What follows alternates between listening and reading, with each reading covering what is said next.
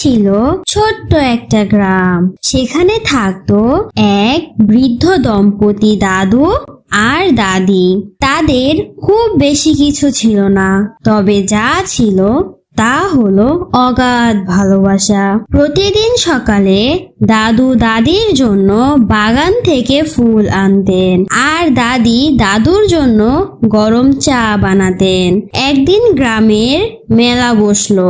দাদির খুব ইচ্ছা করলেন এক জোড়া চুড়ি কেনার, কিন্তু দাদুর কাছে টাকা ছিল না। রাতে দাদু চুপচাপ নিজের কাঠের ছাঁটাই করা হস্তশিল্পগুলো বিক্রি করে কিছু টাকা জোগাড় করলেন। পরদিন সকালে দাদু দাদির হাতে এক জোড়া লাল চুড়ি তুলে দিলেন। দাদি চোখ ভরা জল নিয়ে বললেন, তোমার ভালোবাসার চেয়ে দামি আর কিচ্ছু নেই। দাদু হাসলেন আর বললেন, ভালোবাসা থাকলে ছোট্ট কিছু দিয়েও মন ভরে যায়। সেই দিন পুরো গ্রাম সাক্ষী ছিল, সত্যিকারের ভালোবাসা কখনো দাম দিয়ে মাপা যায় না।